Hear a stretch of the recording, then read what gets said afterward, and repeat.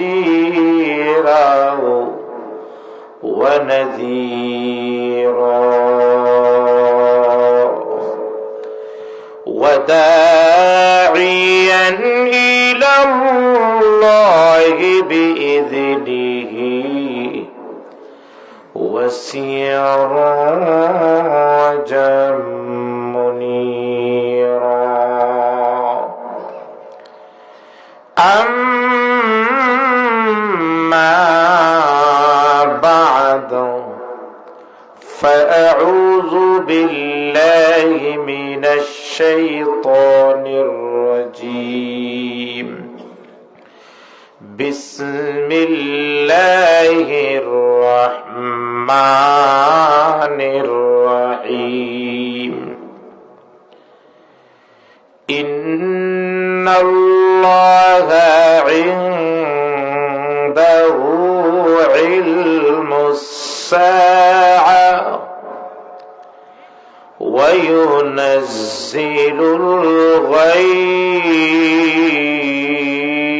الغيث ويعلم ما في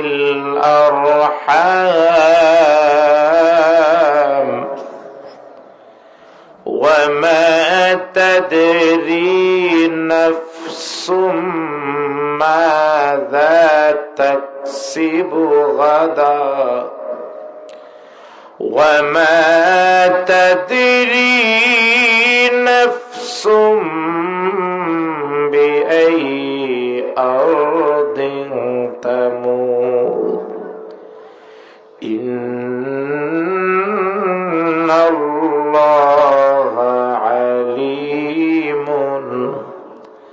عليم خبير صدق الله مولانا العظيم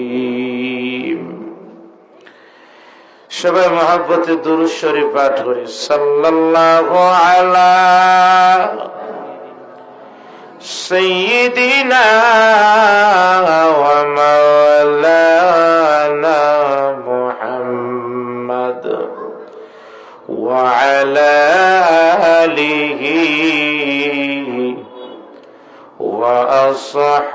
وأصحابه وسلم بلغ العلا بكماله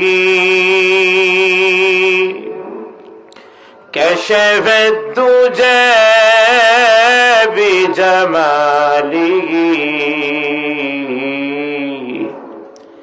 حسنت جميع خصاله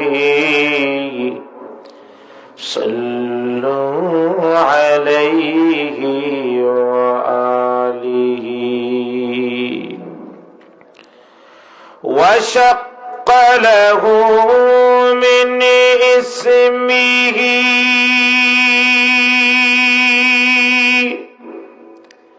ليجله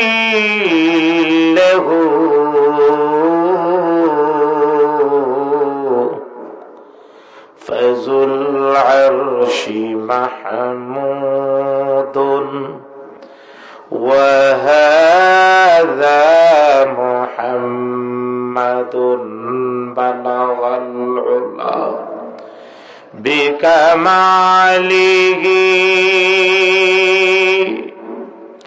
كشف الدجى بجماله حسنت جميع خصاله صلوا عليه وآله لا إله إلا الله جري لا إله إلا الله لا إله إلا الله الله الله جوري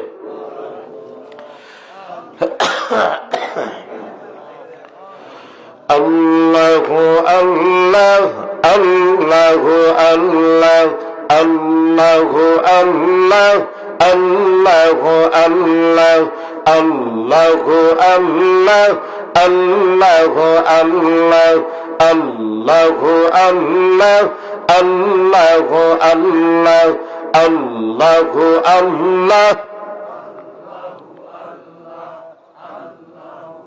ও অবস্থানে আওয়াজ আছে আল্লাহু আল্লাহ আল্লাহু আল্লাহ আল্লাহু আল্লাহ আল্লাহু আল্লাহ আল্লাহু আল্লাহ আল্লাহু আল্লাহ লা ইলাহা ইল্লাল্লাহু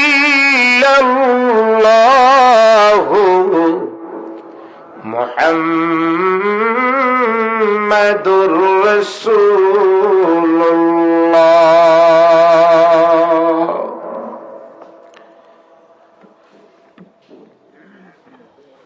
আলহামদুলিল্লাহ।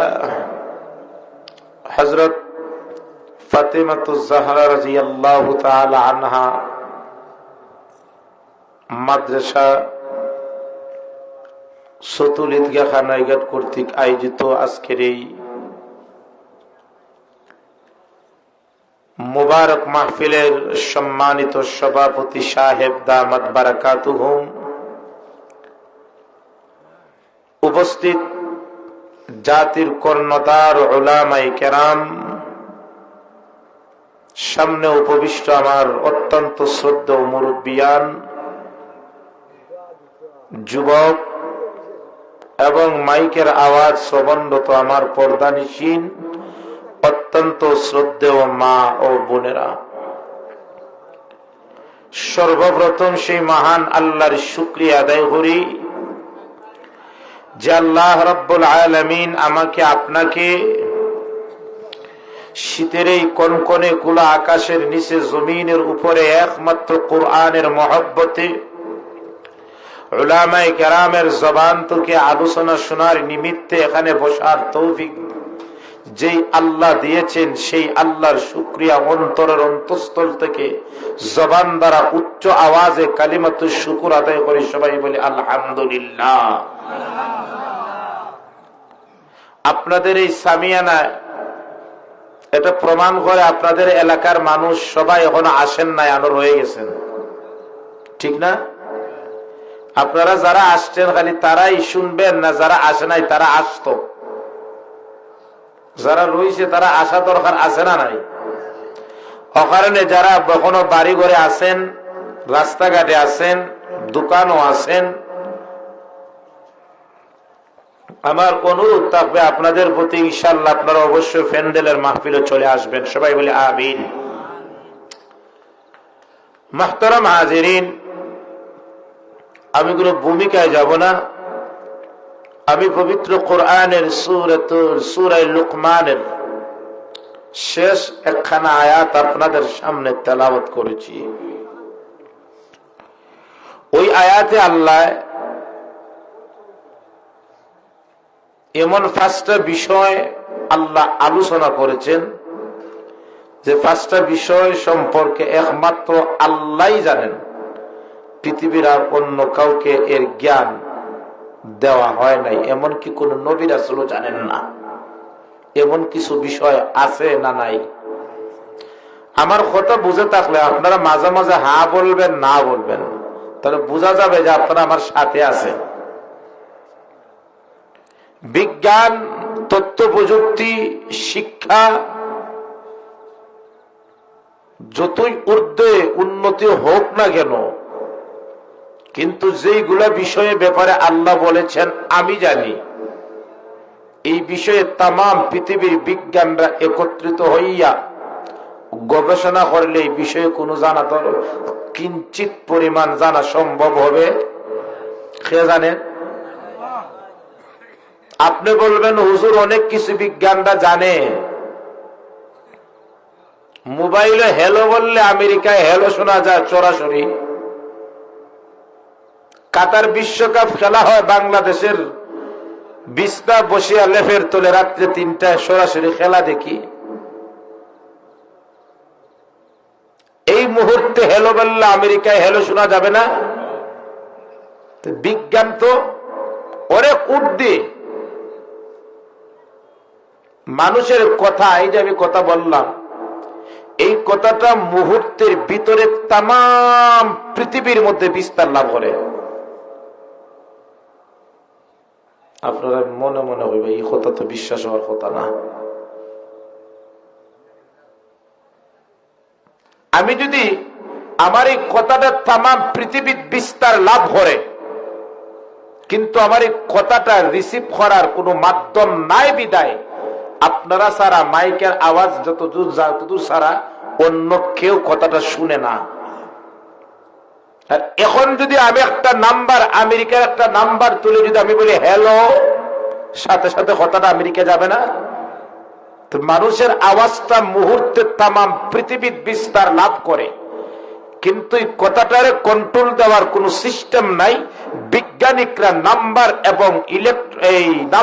এবং স্যাটেলাইট এবং নেটের মাধ্যমে ওই কথাটারে তারা কন্ট্যাক্টের মাধ্যমে একজনের সাথে আরেকজনের যোগাযোগ করে ডাইরেক্ট।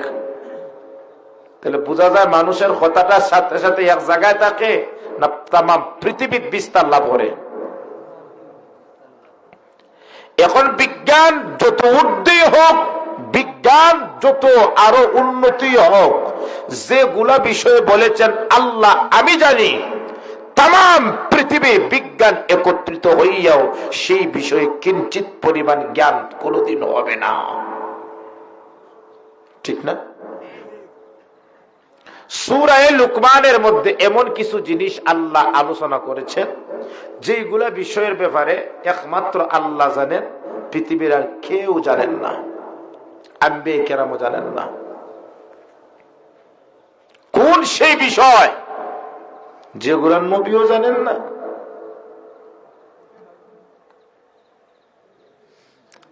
আল্লাহর নবীর একজন সাহাবী, বেদুইন সাহাবী, নবীজির দরবারে এসে বললেন, ওগো নবীজি, আপনার কাছে আমার কয়েকটি বিষয় জানা, আমার মনে কয়েকটি প্রশ্ন জাগ্রত হয়েছে। আপনি যেহেতু আখিরি নবী, শেষ নবী, আপনার কাছে আমার প্রশ্ন উত্তরটা আপনি দিবেন। ওই সাহাবী বলেন, ওগো নবীজি, অনেক দিন হয়ে গেছে এই জমিনে আল্লাহর রহমতের বৃষ্টি হয় না, আপনি বলুন বৃষ্টি এই জমিনে কোন দিন হবে? সে প্রশ্ন করছে সাহাবী। কাকে করছে? নবীজিরে। প্রশ্ন কি? কোন দিন বৃষ্টি হবে?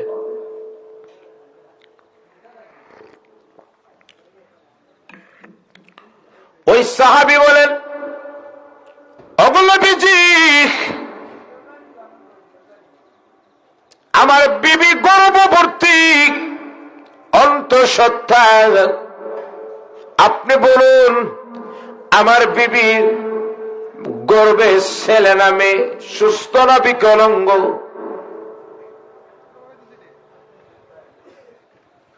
ওই সাহাবী বললেন, ওগো নবীজি, আপনি তো হাসর নাসরের কথা আমাদেরকে বলেন, কবরের কথা বলেন। ওগো নবীজি, কিয়ামত কখন, কোন মুহূর্তে, কোন দিন হবে? ওগো নবীজি, আগামীকাল আমার মঙ্গল হবে না অমঙ্গল হবে? ওই সাহাবী বলেন, ওগো নবীজি, আপনি বলেছেন, আপনার আল্লাহ বলেছেন প্রত্যেকটা মানুষের মৃত্যু হবেই, কিন্তু ওগো নবীজি, আমার মত কখন, কোন দিন, কোন সময় হবে আপনি নবীজি বলে দেন। প্রশ্ন কয়টা করছে? 5টা। কয়টা? 1 নম্বর, বৃষ্টি কখন হবে? মায়ের পেটের গর্ভে আমার বিবির গর্ভে কি আছে? 3 নম্বর, কিয়ামত কখন হবে? 4 নম্বর, আগামীকাল কি উপার্জন করব, লাভ হবে না ক্ষতি হবে? 5 নম্বর, মৌত কোন দিন হবে? কয়টা প্রশ্ন? আচ্ছা বলুন তো, এই 5টা প্রশ্নের উত্তর কোন বিজ্ঞান জানবো? কোন বিজ্ঞানী জানে? জানার কথা কথা না। আল্লাহর নবীজি নিশ্চুপ, নবীজি কোন কথার উত্তর দেন না, কারণ নবী তো তাই বলেন যা আল্লাহ বলে দেন, ঠিক না? আমরা সমাজে দেখবা কিছু মানুষ আছে, কেউ যদি কিছু জানে জিজ্ঞাসা করে, আসলে উত্তর হে জানি না, মনে মনে কইব আমি যদি এখন উত্তরটা তার না দিই তা আমার তো একটা প্র্যাকটিসের লস করবে, জানে না কিছু। হে বানাইয়া আর 2টা কথা বানাইয়া, ওখান থেকে একটা বানাইয়া ও ভুল উত্তর দেয়া দিব। এইরকম কিছু মানুষ আছে না নাই? আল্লাহর নবীজি নিশ্চুপ, কোন কথা বলেন না। হঠাৎ করে দেখেন জিবরাইল আলাইহিস সালাতু ওয়াস সালামের আসার ঘন্টি বেজে গেছে। জিবরাইল আল্লাহর পক্ষ থেকে সূরা লুকমানের শেষ আয়াতটি নাজিল করে নবীজিকে জানিয়ে দিলেন, ওগো নবীজি, আপনার উম্মত, আপনার সাহাবী যে বিষয়ে জানার জন্য আপনার কাছে প্রশ্ন করেছে, এই বিষয়ের জ্ঞান আপনার নবীর কাছে নাই, এই বিষয়ের জ্ঞান একমাত্র আমার আল্লাহর কাছে। তাহলে এই 5 বিষয়ের উত্তর, এর সঠিক জ্ঞান কার কাছে? আল্লাহর কাছে। ও আল্লাহ আয়াত নাজিল করে দিয়ে বললেন নবীজিকে, ইন্নাল্লাহা ইনদাহু ইলমুস সাআ ওয়া ইউনাজ্জিলুল গায়স ওয়া ইয়া'লামু মা ফিল আরহাম وما تدري نفس ماذا تكسب غدا وما تدري نفس بأي أرض تموت। আল্লাহ বলেন, নবীজি, ইন্নাল্লাহা ইনদাহু ইলমুস সাআ, কিয়ামত কোন দিন হবে, কখন হবে, কোন জায়গায় হবে, কোন সিস্টেমে হবে, এর সঠিক জ্ঞান একমাত্র আল্লাহর কাছে। কার কাছে? তাম পৃথিবীর বিজ্ঞান যদি গবেষণা করে কিয়ামত কোন দিন হইব বলতে পারবে?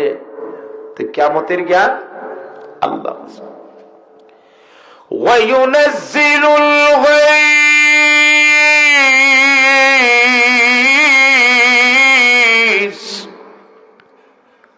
ওগো নবীজি, বৃষ্টি কখন, কোন জায়গায়, কোন হারে হবে, এর জ্ঞান আমার আল্লাহর কাছে।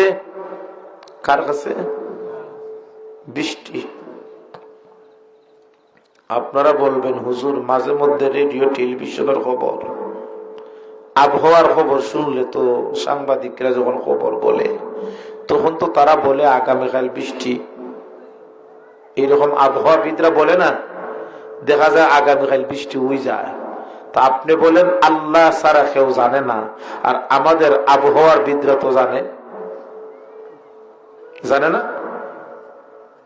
আপনি খবরটা ভালো করে শুনবেন যে আবহাওয়াবিদরা যখন খবর প্রচার করে আগামীকাল সিলেট বৃষ্টি হবেই, এমন ভাবে বলে না বৃষ্টি হতে পারে, হতে পারে। আমাদের আকাশে যখন মেঘের খন্ড থাকে তখন আমরাও তো বলি এই আকাশের অবস্থা বেশি সুবিধা না, মনে হয় বৃষ্টি হওয়ার সম্ভাবনা, আমরা বলি না তো এটা সম্ভাবনা। কিন্তু আল্লাহ বলেন যখন আকাশ পরিষ্কার থাকে তখন আমি আল্লাহ জানি কোন জায়গায় কোন হারে কোন সিস্টেমে বৃষ্টি হবে, এর জ্ঞান একমাত্র আমার আল্লাহর কাছে। وَيَعْلَمُ مَا فِي الْأَرْحَامِ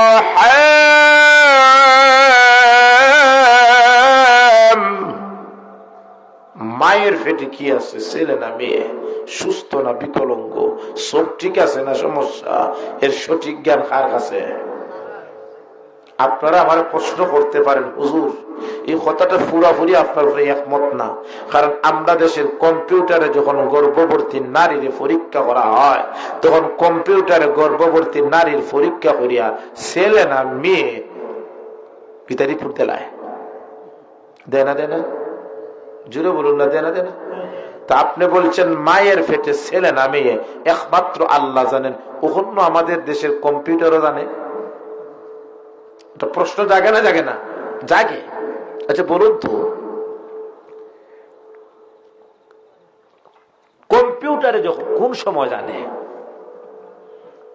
সন্তান পেট গর্ভে আকৃতি ধারণ করার পরে না আগে?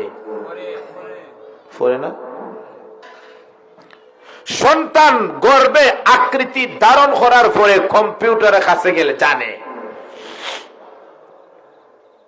এটা কম্পিউটার কেন, আমাদের দেশের আগের অনেক মুরব্বী মহিলারা আছেন, আমরা দাদি চাচি,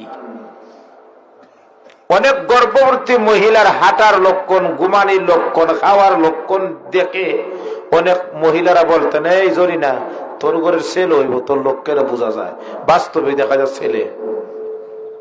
ঠিক না ঠিক? তো কম্পিউটার কেন? গর্ভবতী মহিলার লক্ষণ দেখে আমাদের আগের পূর্বের মা চাচিরা আমরা বলে দিতে পারতেন। কিন্তু আল্লাহ বলেন ওয়ায়ালামু মা ফিল আরহাম, মায়ের পেটে ছেলে নামে আকৃতি ধারণ হওয়ার পর না, কোন সময় আল্লাহ বলেন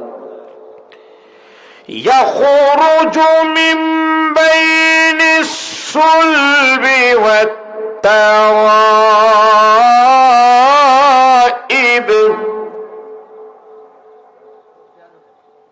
যখন স্বামী স্ত্রীর মিলন হয়, মিলনের মাধ্যমে যখন পুরুষের মেরুদণ্ড থেকে এবং নারীর বুক থেকে যখন নাপাক পানিটা একত্রিত হইয়া যখন নারীর রেহেমের ভিতরে যায়, তখন থেকেই আমার আল্লাহ জানেন ওই নাপাক পানি দ্বারা ছেলে হবে না মেয়ে হবে, সুস্থ হবে না বিকলাঙ্গ হবে।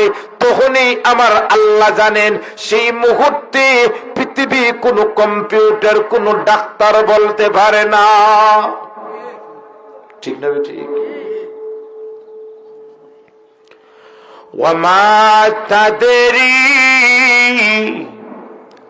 নাফসুম মাযা তাকসিবু গাদা, আগামীকাল কল্যাণ হইব না অকল্যাণ হইব, মঙ্গল হইব না অমঙ্গল হইব, এটা কে জানেন? আল্লাহ জানেন। সাতটা। আর একটা কি? ওয়ামা তাদরি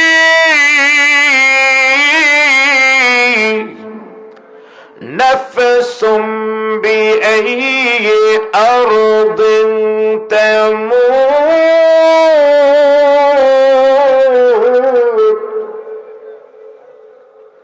আল্লাহ বলেন, ওরে বান্দা, কোন জায়গায় কোন সময় কোন অবস্থায় তোমার মৃত্যু আসবে, মৌত হবে, এর সঠিক জ্ঞান একমাত্র আমি আল্লাহ জানি। মৌত কোন জায়গায় কে জানে? আল্লাহ জানে। তাহলে মৌত মৌত এটা হবেই, এটাই নিশ্চিত। আজ পর্যন্ত কেউ মৌতরে অবিশ্বাস করছে এমন কোন পৃথিবীর মানুষ পাইছেননি। মৌত এটা সুনিশ্চিত বিষয়, এটা হবেই, কেউ মৌতের হাত থেকে বাঁচতে পারবে না, এটাই বাস্তব।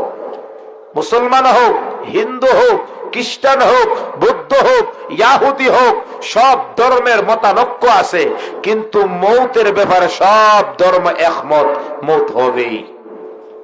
ঠিক না? আস্তিক হোক, নাস্তিক হোক, সব পৃথিবীর মানুষরাই কথার উপর একমত, মৌত হবেই। সুনিশ্চিত বিষয়, মৌত থেকে কেউ বাঁচা সম্ভব না। ওখানে পবিত্র কোরআন আল্লাহ মৌতকে ইয়াকিন বলেছেন। ইয়াকিন শব্দের অর্থ হলো সুনিশ্চিত। ইয়াকিন শব্দের অর্থ কি? সুনিশ্চিত, মানে হবেই। আল্লাহ বলেন ওয়া'বুদ রাব্বাকা হাত্তা ইয়াতিয়াকাল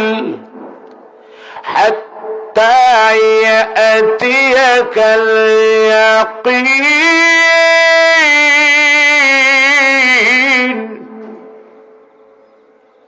ইবাদত করো মৃত্যুর আশা আগ পর্যন্ত। ইয়াকিন মানে মৌত, মৌত আসার আগ পর্যন্ত কি করো? ইবাদত। এখানে আল্লাহ মৌত শব্দ না বলে বলেছেন হাত্তা ইয়াতিয়াকাল ইয়াকিন। ইয়াকিন অর্থ হলো সুনিশ্চিত, মানে মৌত এমন একটা বিষয় যেটা সুনিশ্চিত, যখন আল্লাহ মৌত ব্যবহার শব্দ ব্যবহার না করে বলেছেন ইয়াকিন। আরেক জায়গায় আল্লাহ বলেন হাত্তা আতানাল ইয়াকিন।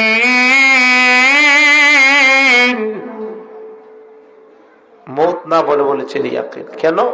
মৌত এটা সুনিশ্চিত হবেই, মৌত এটা হবে, এটাই সত্য, এটাই বাস্তব, যার কারণে আল্লাহ মৌত শব্দ না বলে বলেছেন ইয়াকিন। মৌত এমন একটি সুনিশ্চিত বিষয়, আল্লাহ পবিত্র কোরআনের মধ্যেই মৌত এবং হায়াতের আলোচনা করতে গিয়ে হায়াতের পূর্বে আল্লাহ মৌতের কথা এনেছেন। আগে হইল মানুষের হায়াত, এরপর হইল কি? মৌত না? কিন্তু আল্লাহ আগে আনছেন মৌত, এরপরে আনছেন হায়াত। আগে মানুষের মৌত না আগে হায়াত? এরপর হইল মৌত। কিন্তু আল্লাহ পবিত্র কোরআন আগে আনছে মৌত, এরপরে আনছে হায়াত। কেন? এর কারণটা কেন? আগে মৌত কেন আনলেন? কারণ মৌতটা হলো সুনিশ্চিত। তাবারাকাল্লাযী বিয়াদিহিল মুলকু ওয়া হুয়া আলা কুল্লি শাইইন কাদির। الذي خلق الموت والحياة ليبلوكم أيكم أحسن عملا। আল্লাহ বলেছেন আল্লাযী খালাকাল মাউত, আমি আল্লাহ মৌতকে সৃষ্টি করেছি, ওয়াল হায়াত, এবং জীবনকে সৃষ্টি করেছি। আগে আনছেন মৌত, এরপর আনছেন হায়াত। কেন? মৌত এটা সুনিশ্চিত বিষয় হবেই। না মৌত থেকে বাঁচতে পারবা? হবেই, এটাই সুনিশ্চিত। ওখানে বাইরে আমার মৌত এমন একটি বিষয়, এটা হবেই, সুনিশ্চিত বিষয় হবেই। আল্লাহ বলেছেন কুল্লু নাফসিন যায়িকাতুল মাউত। দুনিয়ার প্রত্যেকটা মানুষের একদিন মৃত্যুর স্বাদ গ্রহণ করবেই। মৃত্যু এমন একটি সুনিশ্চিত বিষয়, মানুষ মৃত্যু থেকে পলায়ন করে, অথচ মৃত্যু তাকে ফাঁকরাও করে। قل إن الموت الذي تفرون منه فإنه ملاقيكم ثم تردون إلى আলিমিল গায়বি ওয়াশ শাহাদা। নবী আল্লাহ বলেন, ওগো নবীজি আপনি বলুন যে মৌত থেকে তারা বাগে পলায়ন করে, মৌত কিন্তু নির্দিষ্ট সময় পাকড়াও করবেই। একবার কিছু বিজ্ঞানিকরা, চিকিৎসক বিজ্ঞানী, মুমূর্ষু এক ব্যক্তি যার মৌত হইব, মানে মৃত্যুবরণ করবো, একবারে 3 দিন টাইম দিছে যে 3 দিনের ভিতরে মৌত হইব। বিজ্ঞানীকে চিন্তা করলো, আজরাইলে যেন জান কবজ করে এটা আমরা দেখতাম। ওই ব্যক্তির আছে একটা রুম, আর ব্যক্তি রুমের সব দিকে সিসি ক্যামেরা ফিটিং, বাহিরে এক রুম থেকে কন্ট্রোল করে কম্পিউটারের মাধ্যমে। আর এই ঘরের একটা সুই, মানে একটা ফিফরা ঢুকবে এই পরিমাণ ছিদ্র রাখছে না, কারণ আজরাইল কোন দিকে ঢুকে আর ঢুকিয়া এই ব্যক্তির জানটা কবজ করে তারা সিসি ক্যামেরা ধরত।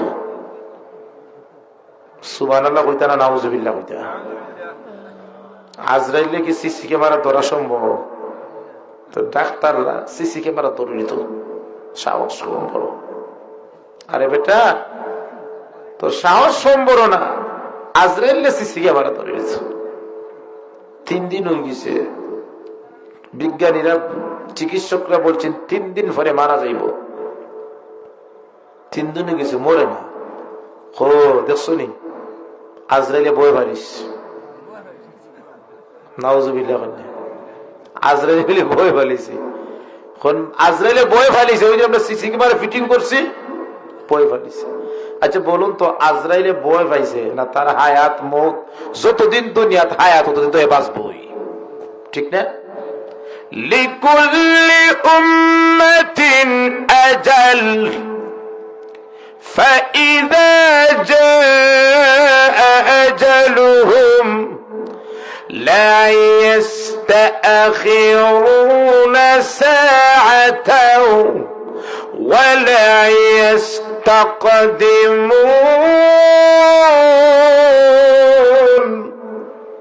প্রত্যেকটা মানুষের নির্দিষ্ট একটা সময় আছে, যখন এই সময়টা সার নাই, 1 সেকেন্ড না, 1 মুহূর্ত না।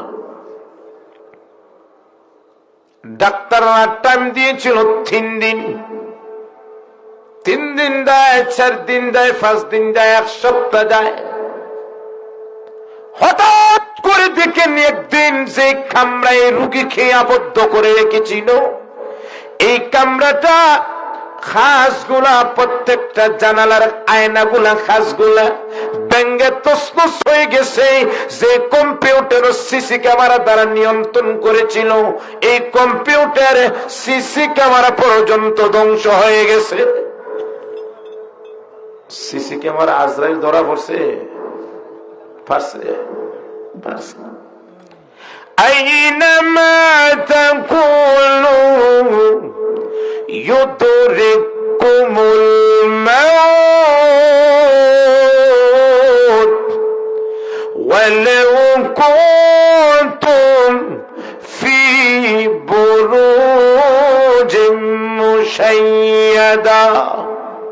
মৃত্যুর বয়ে যত সুপ্রাচীর প্রাসাদের ভিতরে প্রবেশ করো না করে, মৃত্যু তোমাকে সেই জায়গায় পাকড়াও করবে, ঠিক না? ঠিক, যেখানে লেখা ওখানে হবে। যদি আপনার মৃত্যু মক্কায় থাকে, আপনার বাড়ি খানাইগা, আপনার মত মক্কাই হবে। কোন সিস্টেমে দেখা মক্কা যাইবা খানাইগার থেকে, এটারও হইতে না, ঠিক না? ঠিক। সুলাইমান আলাইহিস সালাতু সালাম একবার ওনার রাজ দরবার বসা, হঠাৎ করে এক ব্যক্তি খুব ভয়ে থরথর করে কেঁপে বলল, পয়গাম্বর, এক ব্যক্তি আগন্তুক আমার দিকে বড় বড় চোখ তুলে তাকায়, আমার ভয় হয় এই ব্যক্তি মনে হয় আজরাইল, আমার ভয় হয় এই আজরাইল মনে হয় আমার জান কবজ করার জন্য আসছে, আমার ভয় হয় সুলাইমান আমাকে এই মুহূর্তে বাতাসের মাধ্যমে হিন্দুস্তানে প্রেরণ করুন। ভাবছে হিন্দুস্তান গেলে আজরাইল তার পাইতো না। পয়গম্বর সুলাইমান বাতাসে বললেন, যাও তার হিন্দুস্তান পৌঁছাও। মুহূর্তে হইতে দেরি হইছে, বাতাস হিন্দুস্তান আইতে দেরি হইছে না। আজরাইল আলাইহিস সালাম হিন্দুস্তানের সাথে সাথে আইয়া ওই ব্যক্তির জানটা কবজ করছে। জান কবজ করার পরে পয়গম্বর সুলাইমান দরবারে গেলা, জিজ্ঞেস করলো আজরাইল, ও আজরাইল, তুমি আমার দরবার আইয়া এই ব্যক্তির চেহারার দিকে বড় বড় চোখ তুলে তাকাইলা, কারণ কিতা?